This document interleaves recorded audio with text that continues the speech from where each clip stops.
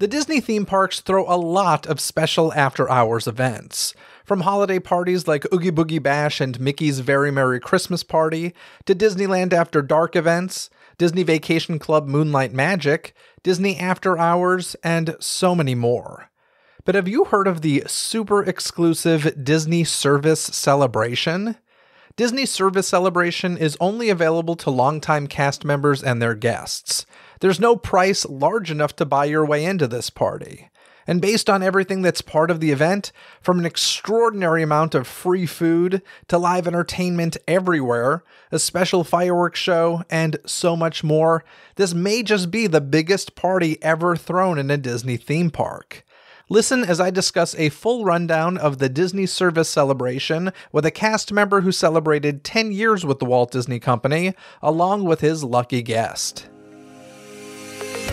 Get ready for a special conversation about a Disney special event. Welcome to the show, my friends Ruben and Aaron. Hello, boys. Welcome back. Hey, Jeff, thanks for having us. And I have to say this is exciting because I've known both of you for many years. Jeff, I've done a lot of podcasts with you, but I don't think I've ever been on a podcast with Ruben before. Oh, I guess that's true. Well, you are quite shy when it comes to the podcast world, aren't you, Ruben? Just cautious, not shy. Okay. Fair enough. That's a good way to be in many areas of life. And I'll just leave that there. Anywho, I wanted to talk to you boys today because you both experienced something that, a lot of Disney fans will never get to experience. And I saw your posts on social media, and they were simply rave reviews. There were messages like, one of the best nights I've ever spent in a Disney park, which is a big thing to say for both of you because you've both been to the parks many, many, many times for many, many special events. So tonight we're talking about a Disney Service Celebration, and the one who is being celebrated is Ruben, and the one who was, I'm sure, graciously tagged along was Aaron. And, guys, it sounded like a heck of a night. Yeah, it was really awesome. Yeah, and it's funny when you say that I graciously tagged along. We should explain this event is for cast members who are celebrating a milestone anniversary. I will say up front, I am not a cast member. I've never worked for the Walt Disney Company. I was strictly there as an invited guest. And so as I walked through Main Street and had cast members all around applauding me and saying, "Thank you for your service," I did very graciously say, "You're welcome." So Aaron may not be a cast member, but Ruben is. As we said, Ruben's the one being celebrated here. And for that reason, that means he needs to start this little interview with a disclaimer. So take it away, Ruben. Yes, Jeff, I am an active cast member at Walt Disney World, and I just wanted to say that I am here as Ruben and not as a representative of the Walt Disney Company. The thoughts and opinions expressed are my own and not that of the company I happen to work for. So, yeah, let's go ahead and get started. Alrighty, Ruben, how many years were you celebrating with the Walt Disney Company? So I was celebrating 10 years with the company, even though technically I'm already in my 11th year of service. But as you know, with the pandemic and everything getting backed up, they were a little delayed in having the celebrations. But it's nice that they still made sure it happened. So. Yeah, I mean, this celebration is insane and crazy and unlike anything I've ever heard of a company doing. It's wild. But before we really jump into all those details, would you mind just kind of giving a quick, brief, timeline of where you started with the Walt Disney Company and where you are now? Yeah, of course. So I started back in 2011. I was on the Disney College program and I worked at the Boardwalk Bakery. So that's the little bakery. Unfortunately, that no longer exists. Well, it still is, but they renamed it the Boardwalk Deli. But I was there working on my college program. And then luckily after that, I got hired full time. So it was pretty exciting. I went over to the Magic Kingdom where I worked at the Crystal Palace restaurant on Main Street. Super, super fun. I actually worked overnight, which was interesting, again, doing baking and pastry. And then the end of that year, that was 2012, they started New Fantasyland. And so I got to open up Be Our Guest restaurant, which was dream come true, super cool. And I worked there for about 3 years. And then after that, I decided to change things up. So I went to the Animal Kingdom Lodge, where I worked at both Chico, which is our signature restaurant at the lodge, and Sanaa, which is on the DVC side. So really fun working with different African and Indian ingredients. So really cool. After that, it was 2016, and they were reimagining downtown Disney into Disney Springs, and part of that was Amorette's Patisserie, and I've been there ever since. So it's been almost 7 years we've been open with Amorette's, but really exciting and crazy that I've already been here more than 10 years. So pretty insane. So you mentioned that I believe you said your college program thing, your first thing was in food services in a bakery, right? Yes. Did you know that going in, this was like the field you wanted to go into and make your career, or did you kind of learn it during the Disney college program? So I went to culinary school right before doing the internship. So I already had that in mind, that my intention was to work in the restaurant/food service industry. So yeah, every intention was to stay with Disney and do different things in food. So pretty cool. Cool. You just made me really kind of like gasp when you said 2012 was the opening of New Fantasyland. I was like, holy crap, it's been over 10 years. We can officially call it Fantasyland now, right? It's not new anymore. Yeah, that's true. It's not really new anymore. But that's holy crap, 10 years. Alrighty, well, let's jump into this event. And first of all, who is this event specifically for? You kind of touched upon it, Aaron, but do you want to explain further? Yeah, to my knowledge, this is for any Walt Disney World cast member celebrating a milestone anniversary beginning with 10 years and up. So 10, 15, 20, 25, and so on. Is that right, Ruben? Yeah, that's correct. Okay, so 10 years is the minimum. So this was your first one that you've ever done. So how much did you know going into this, Ruben? Like, had you heard about these? To be honest, I wasn't super familiar with them until I saw your post. So I'm sure like you'd heard of other, fellow cast members doing them, but like, did you know how big of a deal these things were? Yeah, so actually when my sister was on the internship before me, several years before me, she was telling me about like these private parties that they would do. So they'd close the park early to regular guests, and then they'd have all these fun parties, whether it's a company buyout or something like this, a service celebration.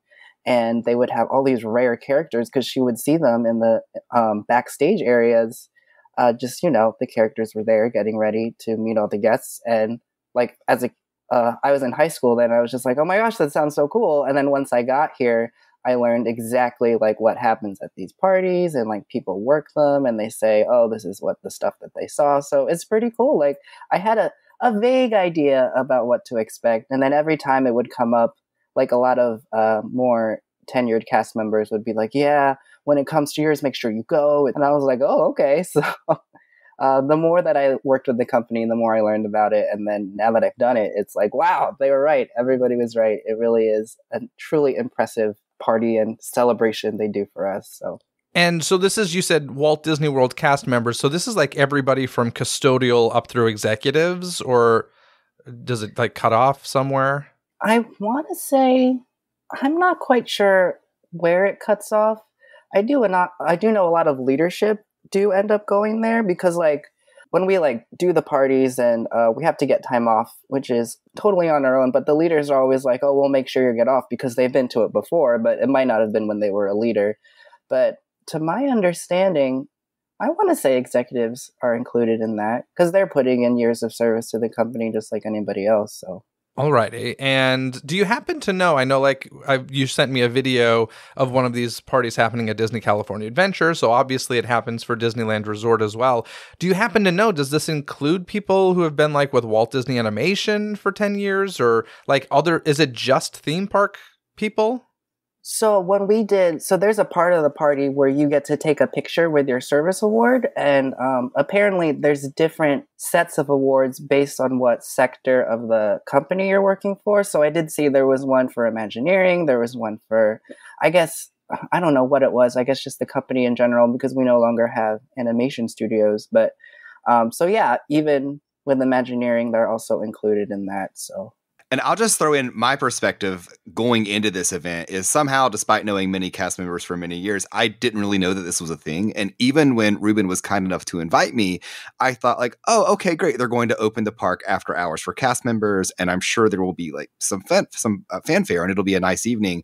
I had no idea the levels of extra that this event would be. And I mean that in the best way, but it was just beyond anything I could have imagined that they would do for cast members. Is just a service recognition. Yeah, I mean, didn't you mention that there was even a dress code? Is this something that you knew about beforehand? I found out entirely too late about the dress code. And I don't know if it's anything so strict as a quote unquote code, but there's definitely a sense of decorum. And by that, I mean, people just, I guess, know to dress up for this thing. And fortunately, we did kind of find out in time. And it was a hot evening, or at least a very warm evening. So Ruben and I went in like polo and slacks. And a lot of people were dressed like that, but there were people in full blown suit and tie, like gala gowns, maybe even like tuxedo level. Like people really went all out for this.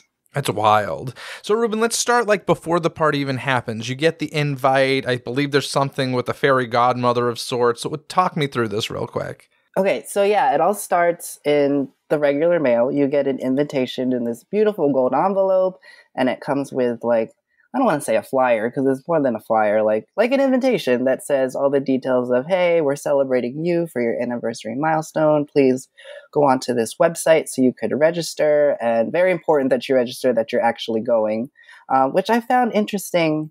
A lot of my coworkers who were also celebrating a service milestone chose not to go, but that's understandable because a lot of people who work at Disney may not necessarily be people who like to go to the parks or go out and everything. And so one of my coworkers chose not to go, but I guess they want to know who actually is coming. So you register and say, hey, I'm coming, I'm bringing a guest and all of that. And then after a little bit, I guess they give everybody some time to register.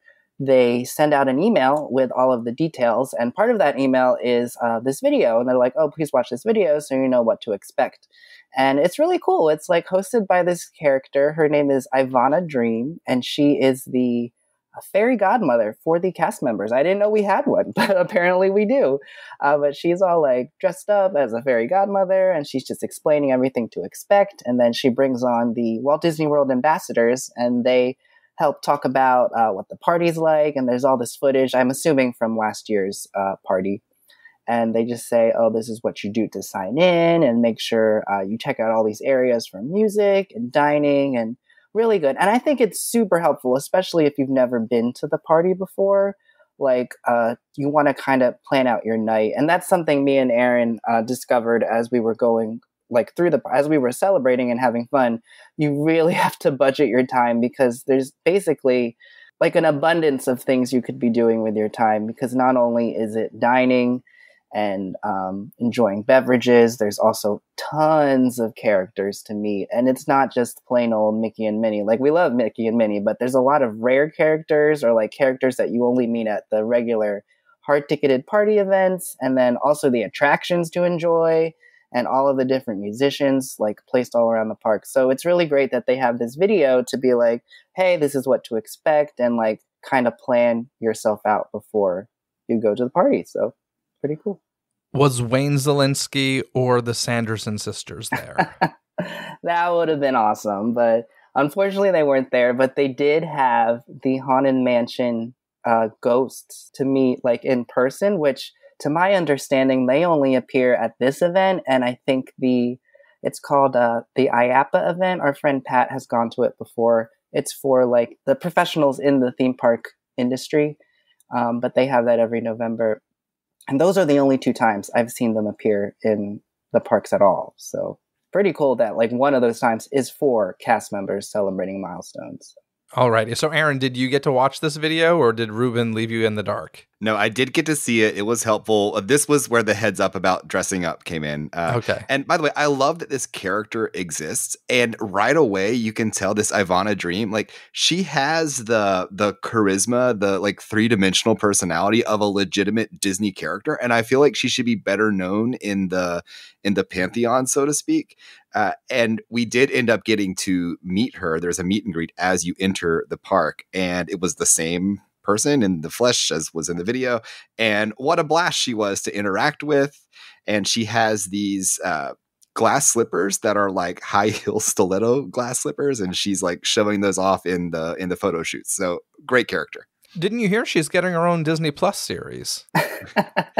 She really should. Like, she's that much fun. She was so funny. Alrighty, so Magic Kingdom closes at 4:30 p.m. to regular guests. That is early. And I got to be honest, if I were on vacation, I would be very unhappy with with this. But, they always make up for it with the other parks hours and they'll keep them open later. But 4:30 is early. Like even for a Halloween or Christmas party, it's usually like 7 p.m. that they'll shut down to regular guests. So this is one of the earliest I've ever heard, other than I remember Miley Cyrus's 16th birthday crashing Disneyland very early. But 4:30, quite early. Yeah, and the fact that they close it that early is just further testimony to what a big deal this is, and again, how surprising it is that Disney will go all out in this way. I do know someone who was there as a day guest during the first half of the day and said that the park was completely empty. So I guess people, had a heads up that it was closing at 4:30. Interesting. And one of the things that you see when you first come in is a big red carpet going down Main Street, USA. I assume that this isn't there when the regular day guests are there. So, like, if they're closing at 4:30, what time are you guys being let in, and what's the process like to get into the park? So it's different with how many years you're celebrating. So I was looking at the website. I tried to look at it again today, but I think they just take it down because, obviously the party has passed. But what I can recall, it's if you are celebrating over 40 years, you get to go in earlier as just, that's a perk because you put in all this time with the company, you get to enjoy more of the party. I think also too, when you're celebrating that many years with the company, you're of a certain age. And so I'd imagine you'd want to be doing things earlier in the evening. But they also get to have a dinner. So that's really cool. If you're 45 or 50 years of service, which is a very small amount of cast members, they actually check in over at the Grand Floridian and then they get transported over to Magic Kingdom where they do the whole red carpet. But then they get led to the castle where they have this full course meal at Cinderella's Royal Table, which is pretty awesome. So, and I don't know if we led with this, but everything at this event is free. So you're not paying entry to the park. You're not paying for any of the food, any of the beverages, or the experiences. It's all free and in celebration of you. So pretty amazing. Yeah, and I should say, I'm just looking at the list here, but I mean, it wasn't like, hey, such and such is open, it's all free, but it's a limited menu of 2 items. It sounds like regular park day everything, but free. If only the souvenirs were free. Oh my gosh, the Emporium would be a madhouse. But,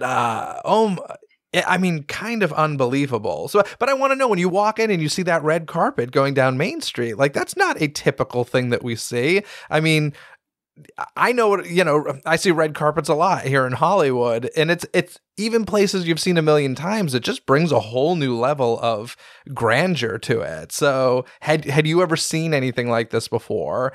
And even the stupid blue carpet they put out for Disney Plus Day at Disneyland was like, ooh, this is cool. So I want to know, what did you guys think when you walked in and saw this red carpet going down Main Street, USA with cast members on every side applauding you for your years of service, Aaron? What was this impression? Yeah, for me, it was just really awesome because it's you put in your everyday work at Disney and it's rewarding in itself. But then when you go to things like this and it's just this is all for me, this is made with me in mind, and they just want to honor your work with the company. And they know, the people who are applauding know what you go through every day working at this company and dealing with the guests and making magic. And it's just really nice and just such a nice, rewarding, loving feeling. I have to stress, you just feel so much love. It's I know some people work for companies and their jobs and it's just they can't wait to get home and not think about work. But it's so nice that Disney wants to let you know, hey, we appreciate you. We care about you.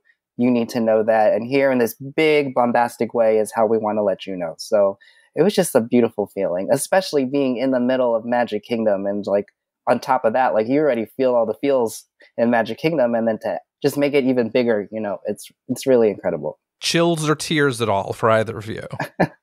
Chills, maybe not tears, but chills, yes. Aaron? Chills for sure. And to Ruben's point, you definitely feel the love, even as a non-cast member. I felt that. And you feel the excitement. I think we immediately got swept up in the energy of the event, stepping onto that red carpet. And we should say, this is a Main Street width red carpet. So Jeff, you and I, we've been to movie premieres. Those red carpets are wide. They are not Main Street USA wide. So this was a massive red carpet. It felt very grandiose. It felt very sort of like that fantasy of Walt Disney at the Carthay Circle kind of thing. So it was very exciting. And it felt like, okay, now the event has begun. Go, go, go. And then there's just so much to do nonstop from that moment on. It makes me think of the Oscars, because the Oscars literally shut down Hollywood Boulevard, and that, like, the major street in Hollywood becomes the red carpet. So, you know, the entire width of the street, and that's weird because it's a place that cars normally drive. So, but yeah, it's kind of weird what a red carpet can do. And I will say I've been in situations where I've had cast members lining the streets applauding with their Mickey gloves and, you know, blowing the bubbles and all that stuff. For like the 60th anniversary of Disneyland, I remember experiencing that. And also when it reopened right after pandemic, we were closed for like a year and a half plus, not just a few months. So yeah, and it's something special when that happens. So that's very cool that you got to have that experience. So you get in there, you've checked in, you're in the park. Let's talk about dinner, because I want to know, I mean, there were tons of options between quick service and snack carts and buffets and bars and all the stuff, like we said, completely free. But I want to know what you guys decided to do. And God, I hope you went on empty stomachs. I do remember that day, like, having a lighter lunch because I knew there'd be a lot of food. I didn't know just how much. Like, we watched the video and we, like, saw barrels of shrimp, like, just set up in cosmic rays. And I'm like, okay, it's not just a random Disney buffet they plopped in the middle of Magic Kingdom. Like, it's a legit good buffet. And on top of that, having all the snacks available and all the quick service. So... but yeah, no, what did we do? We were super hungry when we got in, because I remember we hadn't eaten dinner yet, and we were like, we're just going to head straight for the food. We actually went to Crystal Palace first, which I think is what a lot of people thought to do because it was inside. But I mostly wanted to go because that's where I worked. Like, that's where I started full time, and like, it'd be so cool to like have dinner there as like an honoree having worked at that location. But the line was super long. There were a lot of cast members like trying to maintain the line, and they all said, hey, all the buffets are the same throughout the park, so you might want to try a different location so you're not waiting all night, which is great because they understood, hey, there's a lot to do. Don't waste your time waiting just to sit in Crystal Palace. And so we moved on to Fantasyland, which I think was a great choice because it's like not every day can you just sit in the courtyard of Fantasyland behind the castle and have this beautiful full course meal, like right under all the castle lights and with the castle as a backdrop. We sat right by the carousel. It was incredible. So good. A couple things here. Number one, what time did you get in the park? If it closed at 4:30 to guests, what time did you actually get in the park? And then what time did this end? You keep talking about how limited the time was. And I understand even 5 hours feels super limited with these extra parties because there's so much to do. But so what time did you get in who wasn't a 40+ year guest or service attendee? And what time did it end? Yes. So I just remembered I didn't finish that part of the conversation. So the 40+, I think they start checking in at like 5. And then after that, I believe it's like 20 to 30 years. They're the next group. And since I was the lowest group, so 10, and 15, I think we got to check in at 6, but we didn't get to actually go in until probably about 7. I might be making that up, but it was just about whatever the latest time frame was that when we were able to get in, which is, again, understandable because you're going to let in the people who've put in more time to enjoy more of the parties. So, and then I want to say maybe midnight, or maybe as late as 1 a.m. was when the party ended. I don't know if you remember better than me, Aaron. Yeah, about 7 to midnight. Sounds which right. is like similar to like a hard ticketed event. So my producer behind the scenes mind is still going crazy over this. 4:30, park guests leave, or at least they'd start getting them to leave. 5 o'clock, the earliest guests arrive. When the heck is this red carpet set up? I guess in between that time. Well, they're checking. So check-in is not at Magic Kingdom. It's actually at the TTC or at Grand Floridian for that earliest group. So all right. They're not walking in until probably 5:30 or 6. And again, I could have my timetables mixed up because I don't have that information in front of me, but it's about that general idea. This is like Super Bowl halftime show setup sort of stuff going on in there. Forget the quote unquote overnight Christmas decorations. This is crazy. I mean, a red carpet is not an easy thing to roll out. Might sound like it, especially when the width of Main Street. That's crazy. Yeah, and it's not just the red carpet. I mean, to get back to the food thing, and I'll try to set the scene for you, Jeff, and for your listeners to convey to you the once in a lifetime, over the top smorgasbord of dining options available to us in this park, because this was the element of the entire experience that most blew my mind. So we chose to eat at the banquet style buffet, and we chose to eat in Fantasyland. And when we get back there, not only are there these massive buffet tables set up all through Fantasyland at like every corner. You know, there's that whole thing of you can't walk through Disneyland without like every step you see a trash can. It was the same thing with food. And in addition to all of the banquet tables, each land had a massive ice sculpture that was themed to that land. So in Fantasyland, there was a sculpture of the castle made out of ice. And then there were tables with tablecloths and candles all throughout Fantasyland. So after getting our food, we were able to sit in a table out in the middle of Fantasyland and eat. When can you ever do that? Usually if you eat in the open in Fantasyland, your food is balanced on a trash can, right? And so it just went from like the least degree of luxury that we're accustomed to as day guests to this extreme other end of luxury. The food available at the banquet tables was so good. I mean, I would say, Ruben, you can jump in. I would say Disney signature restaurant quality food at these buffets, like extremely well-made, high-quality, delicious food. Well, for sure, yes, because I believe the food was contributed mostly by the event catering sector of Disney's food and beverage. I think the Magic Kingdom culinary cast did the Be Our Guest and Cinderella's Royal Table dining, but then all the buffets were powered by the catering company. So it's, or not company, catering department of Walt Disney World. So they're used to doing all kinds of different events, from like, you know, catering for like sports teams to catering for like VIPs. And so we definitely got the VIP treatment with the menu that they picked for us. So it was just super impressive.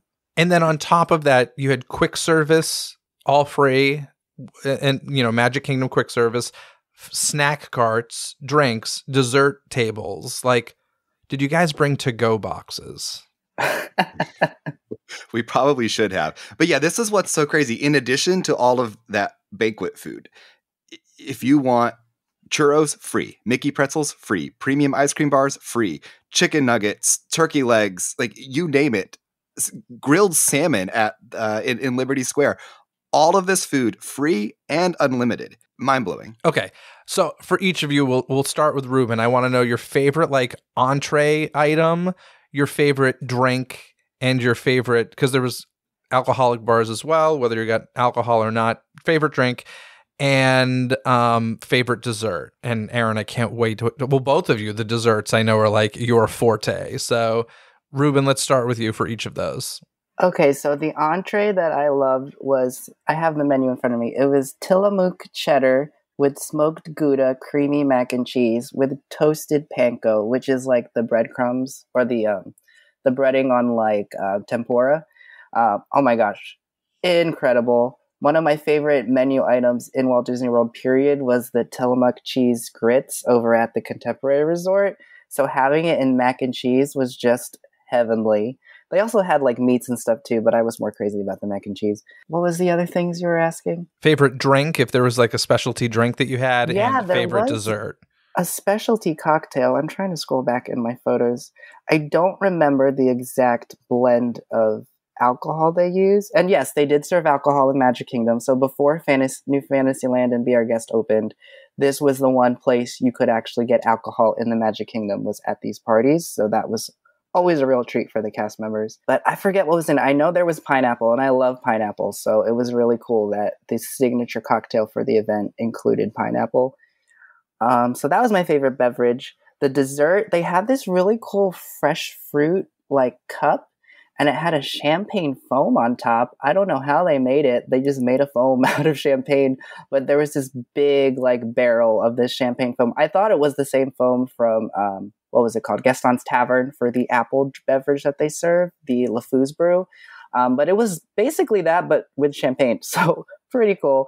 And they also had this giant chocolate chip cookie in a warm skillet, and it was just like exactly what I just said. It was just this big skillet just sitting on the buffet table where a cast member was serving just chunks of chocolate chip cookie, and then you could drizzle on different sauces with it. Oh my gosh, it was so good. I wish we ate more, but I'm kind of glad we didn't eat too much because we were just running around the park. It would have been crazy to like be weighed down with all that food. So super, super cool. I hope nobody listening is too hungry as they listen to this because for me, it's almost dinner time. We're heading toward that time of day, and yikes. Okay, those, I will say, from what I know of Ruben, those choices were on brand for him. I have a feeling I'm going to agree more with Aaron. I want to hear your favorites, Aaron. Okay, Jeff, I'm going to answer your question, but first, I just have to throw out a few more of these food items that were free at the quick service because I saw this list. Again, I'm still sitting here weeks later and my mind is blown by this. You could get for free the fajita platter at Pecos Mills, free. Funnel cake, free. The sweet and spicy chicken waffle sandwich that everyone loves at Sleepy Hollow, free. Dole Whips, unlimited and free. Oh yeah, Dole Whips. There was an Elvis sandwich in Adventureland, free, unlimited. It just goes on and on. The menus were so expansive. But okay, so that aside, to answer your question, Jeff, in terms of entree, the item that I want to highlight is kind of the flagship offering at these banquet tables. And it's called, I guess, the legendary shrimp. And I suppose it's legendary just from this event in years past. And I guess it's sort of like the stories of this shrimp are handed down from one generation of cast members to the next. And visually even, they definitely kind of put this forward as the item to get excited about because they are, as Ruben mentioned, in these grandiose barrels and you just shovel them out by the spoonful. And yeah, so that shrimp was really, really good. As for the beverage, there was just the one signature cocktail. I think they may have had some beer and wine options as well, but if you wanted a cocktail, it was kind of the signature cocktail for that night.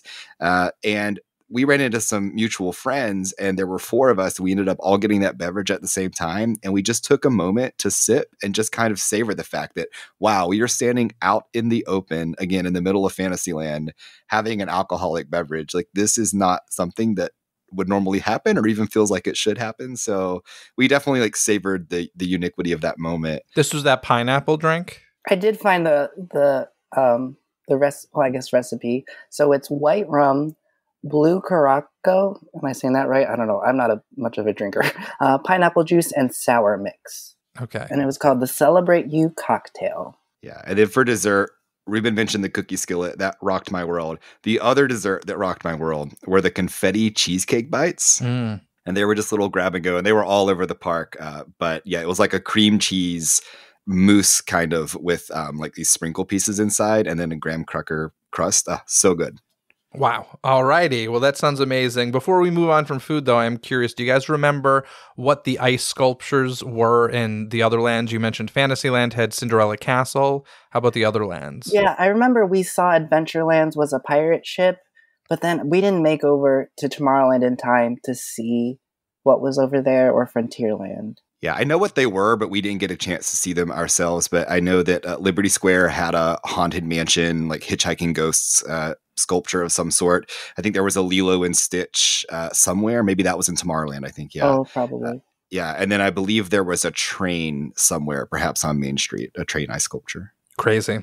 All righty. Let's move on from food to kind of like the attractions and concerts that they had going on. First of all, I hope you guys didn't waste any time on rides that you can do like any normal day. Did you?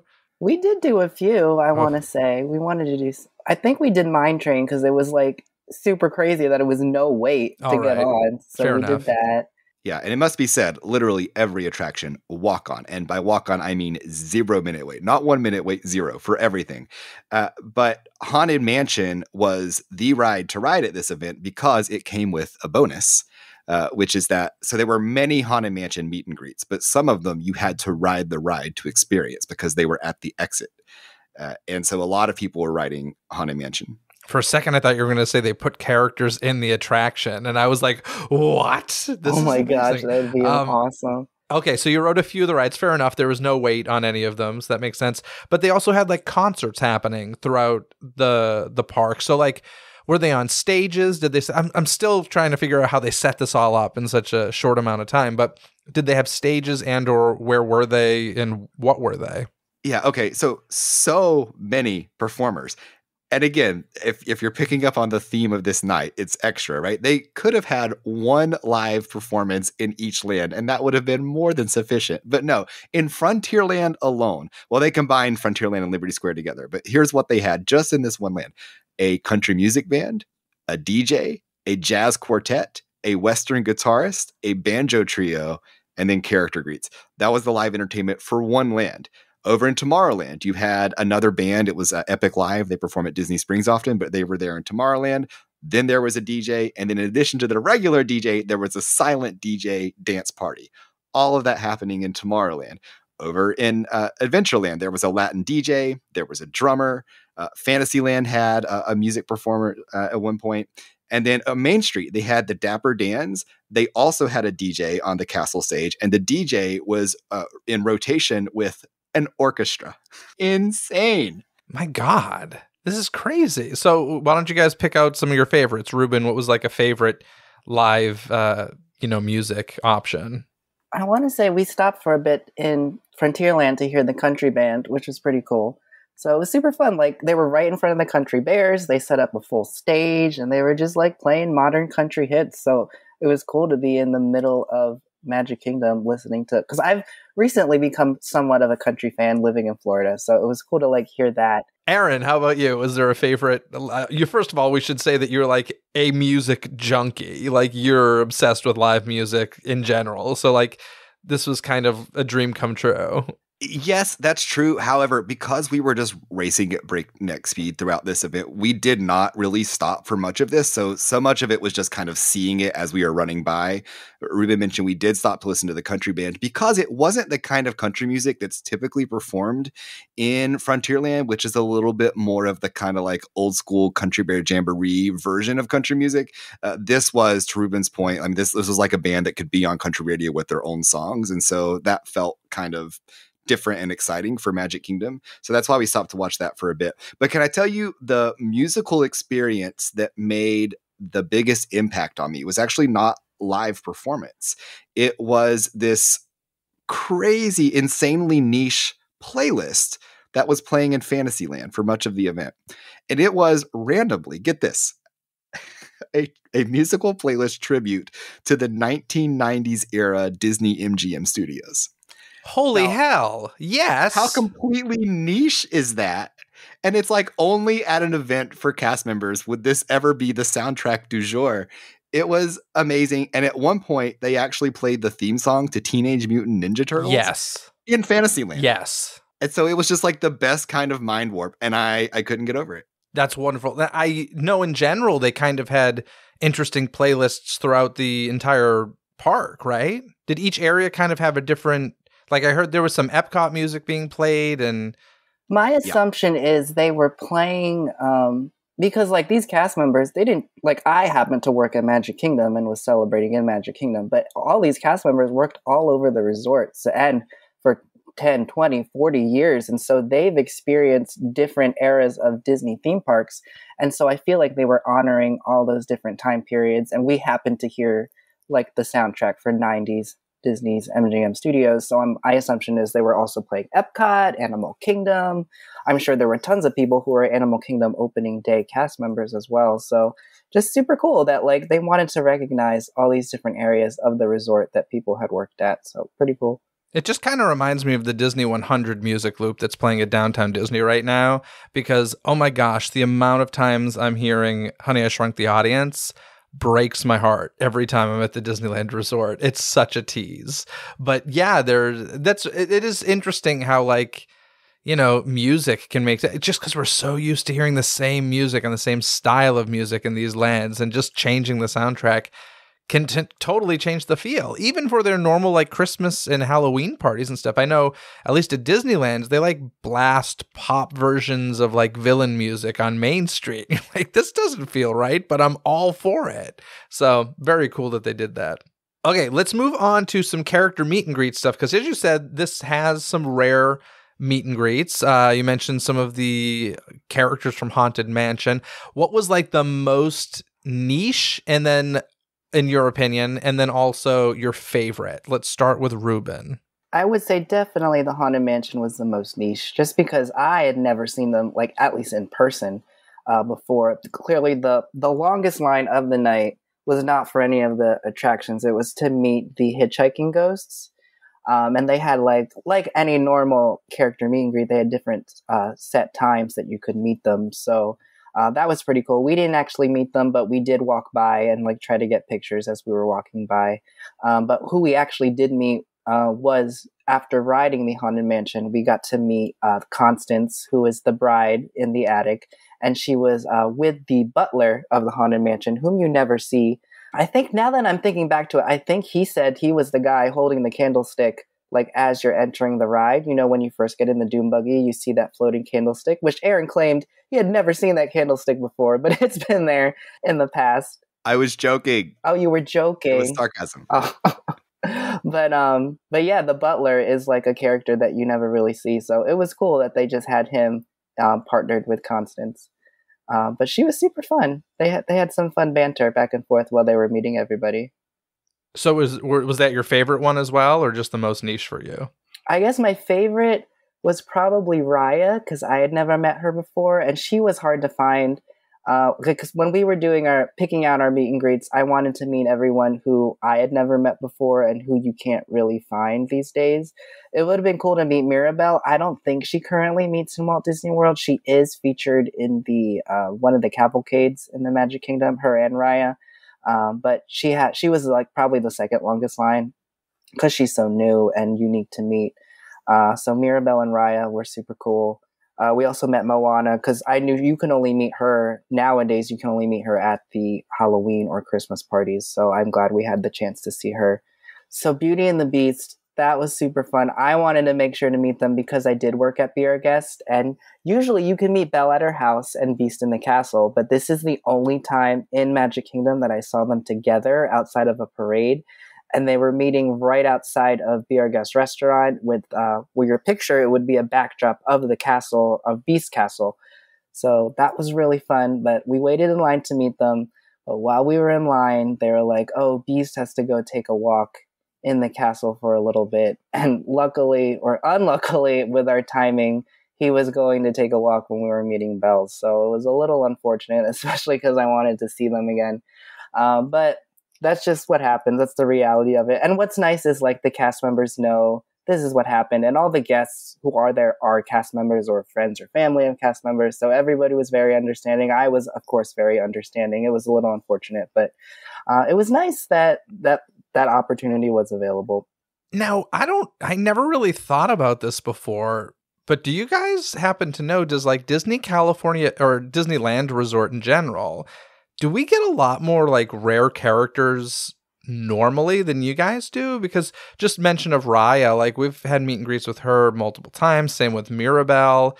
Is there like Walt Disney World character envy towards Disneyland Resort that I'm just not aware of? Oh, for sure. And that's one of the many kinds of Disneyland envy that is felt acutely by Walt Disney World regulars. Because, of course, there's always the whole thing that in Disneyland, they're catering to a crowd of regulars and we cater to the once a decade type of tourists.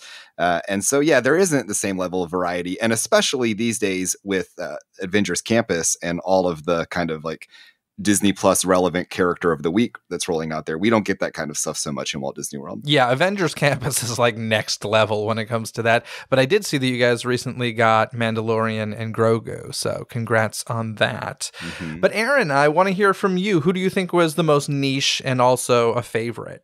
Okay, so I won't steal Ruben's Haunted Mansion answers, but I will just briefly add to them that in addition to the characters that we saw and met, you could also meet the groundskeeper, and then there was a gravedigger who you can meet as well, but he had a very different look from the gravediggers who appear in the Boo to You parade, so that felt very special, and we did get to see them out interacting on the street.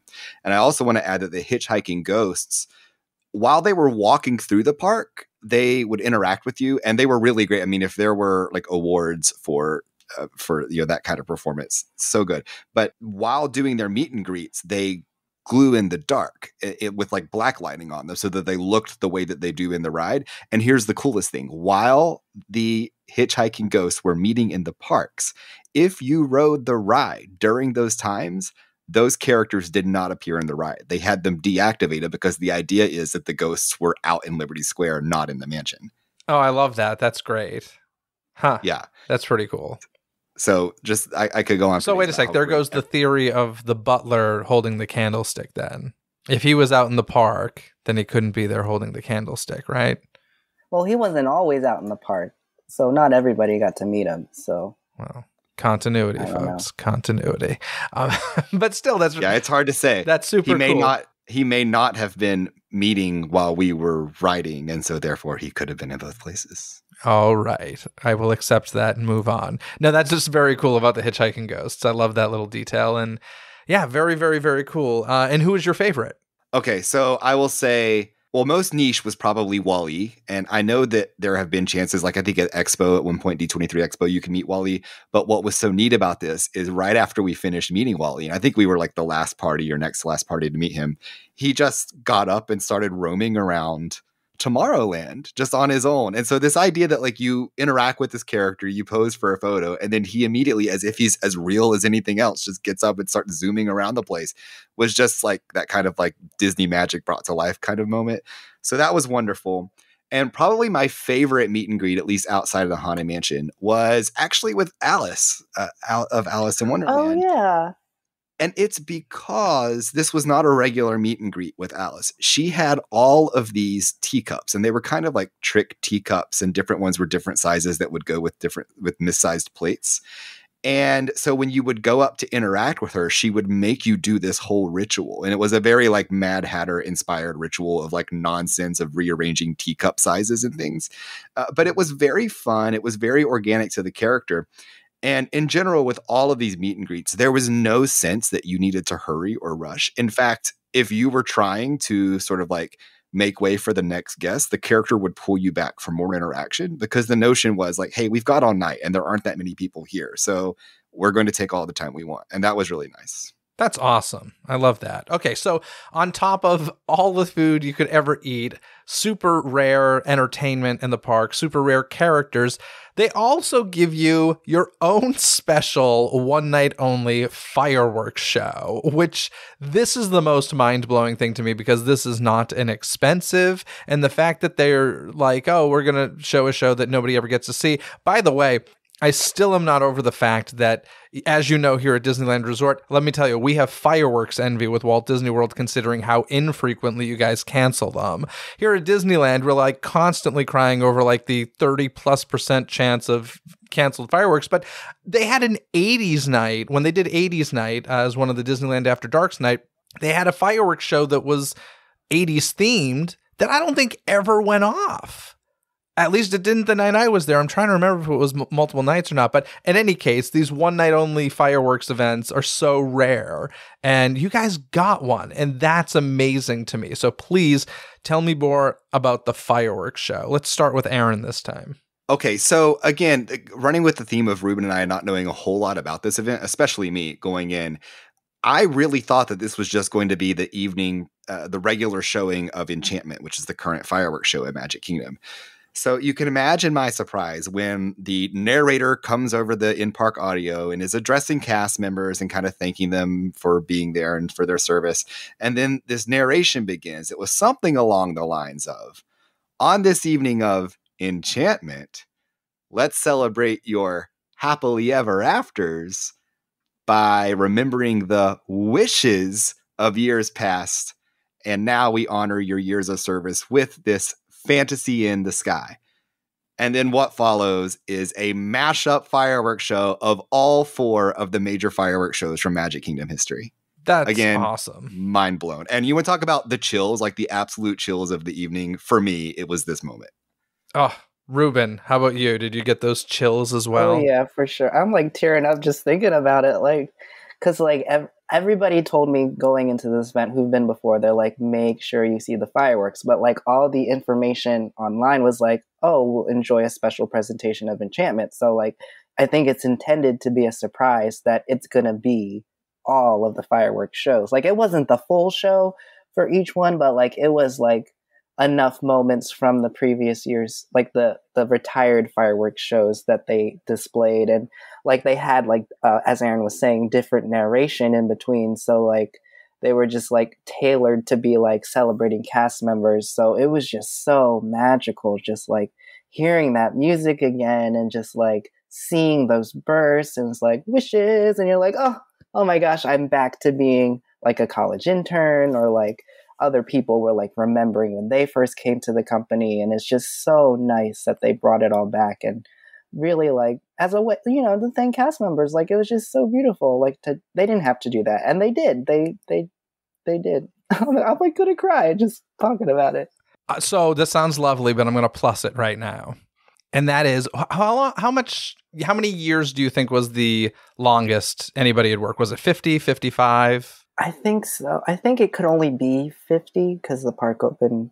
I guess, no one's reached enough. 55 yet, unless they came over from Disneyland. So. Okay, so let's say it was 50 years. I think they should have gone back 50 years to whoever the CEO was at the time and like worked through every CEO till today. And they should have been, hello, I'm Michael Eisner. And, just worked their audio into it somehow. And then when you get to, BC, we can do a record scratch or something. I think that would be lovely. A great addition. But hey, it sounds like an awesome epic fireworks show. I love it. You just want to hear Michael Eisner in the park. I mean, frankly, yeah. That should have been playing at the Disney MGM loop in Fantasyland. There should have been some "Hello, I'm Michael Eisner," and yeah, my day would have been made. But that sounds amazing. A mashup of 4 fireworks shows. I love it. That is awesome. Well, I wanted to add that Enchantment itself is such a perfect fireworks show for this evening, because like they did add in that tag, like honoring Walt Disney World's 50th anniversary, which was a nice reflection for everybody celebrating their anniversary milestones. But just the design of the Enchantment show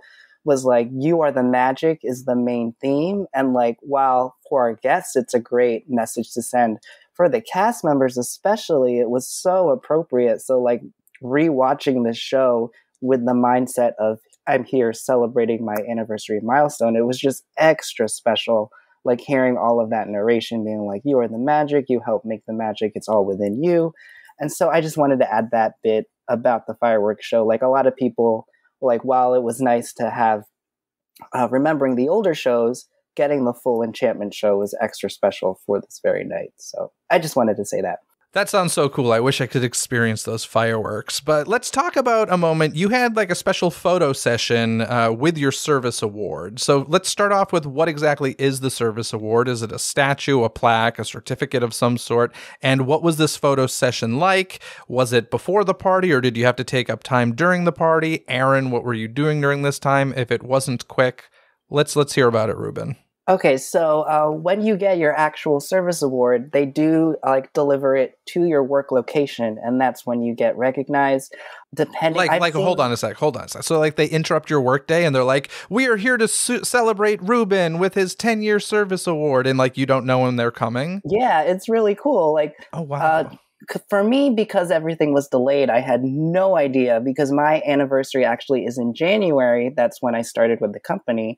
So my plaque came in July. So they delivered this beautiful wooden plaque with a gold Mickey on it that said my name on it, celebrating 10 years. But having worked with the company, I have seen other service awards being brought. And depending on how many years or milestones, we had a cast member at Boardwalk. She was celebrating 25 years, and actually the Disney ambassadors came to deliver the plaque, to be like, or not the plaque, it was a statue. I believe 25 years, I think it's Tinkerbell. And then other years, I know Pinocchio is a different one. Simba from The Lion King is another one. I believe the 40-year one, because at the time when I was an intern, not many people had reached 40. It was Walt and Mickey. And so it's different depending how many years you're celebrating. And so at the service celebration, obviously you're not going to lug around your actual awards. So they bring recreations of all the awards, and you have a photo session with them, with one of those like step and repeat backdrops that say service celebration. And then you just pick your award and you get a picture with it. And then They also have your guest come take a picture with it too. And so they have different areas set up throughout. It was at Mickey's PhilharMagic. So if anyone's familiar with the pre-show area of that, I don't want to really call it a pre-show. It's not really a pre-show, but like the pre-loading area, instead of having just that big open space there, they have different like portrait settings for all of that. So pretty cool that they have that for you. And Aaron got to join you for it. Yeah, reluctantly. I felt very strange being pulled into a photo celebrating an anniversary that I have no part of, but it was nice to be included. Yes. I did want to say too, PhotoPass is included for the evening. You do get free PhotoPass with that, so all the downloads were free. And I must applaud Disney, because sometimes with PhotoPass it takes forever for the photo to show up on your app, but right away they showed up as like right after the picture took for all our characters, for our service award photos. They were right there in my app ready to see. So I'm surprised Aaron didn't grab a Disney PhotoPass photographer and be like, just follow me to all the food, please. Take photos of me with the food. No, I generally try to stay as far away from PhotoPass as possible, but that's just me. Nothing against PhotoPass. I just don't love having my picture taken. Awesome. So I believe you got a special lanyard as well as part of this event. Is that correct? Yeah, it was really nice. So like, kind of like, I want to say the extra hours parties, they'll get that lanyard. So we got one similar where it's like a lanyard that said 10 years. So depending how many years you celebrated, it said how many years were on the lanyard. So mine said 10, and then there was this nice little hang tag that had my name on it and it said 10 years. So like anyone who could see it could see like, oh, congratulations on 10 years. So it was really nice that they personalized it for each and every celebrant. Aaron, did you get like a guest of lanyard collectible? I don't think I had anything like that. You had a wristband. Sorry. I did have a wristband. That's right. So I'm curious about a couple things because, as I said, I watched a video that was kind of highlighting a similar event at Disney California Adventure. And there were a couple of things that I saw in that video that I was like, oh, this is super cool. I wonder if they did anything like this at this Magic Kingdom event. One of them was that on the Carthay Circle restaurant exterior, they projected photos of some long working employees. I think it was around 40 plus years or so. Did they project photos of anybody anywhere in Magic Kingdom that you know of? I don't really recall that at all. And then they also had a video of a 55-year employee who was like part of a cavalcade being driven down the street, waving parade style. Anything like that you recall? I want to say we might have missed that part, but I feel like they had a similar thing for people who celebrated that many years with the company. Yeah, and we should say there were definitely aspects that we just didn't see because there was so much going on, and there were those first few hours that we weren't part of. So it's entirely possible that those kinds of things were happening. So before we wrap things up, is there anything either of you want to add about this evening that we haven't talked about already? Yes. So probably one of the most like heartwarming parts of the evening outside of the offerings that Disney offered, I think part of the evening that's unique is that you're with a lot of your fellow cast members that you've worked with for 10, 15, 20, 25 years. So it's kind of like a high school reunion of sorts. So like I was running into all these different people that like sometimes I see them again. The nice thing about working baking and pastry and working culinary at Disney is you end up working with a lot of the same people again and again because you just transfer locations or you work different places. But like I was running into a lot of friends that I hadn't seen in a long time. Like we're connected on Facebook and all that, but like I hadn't seen them for a while. So like I ran into my one friend when we were taking photos with our service awards. So it was nice to say hi again.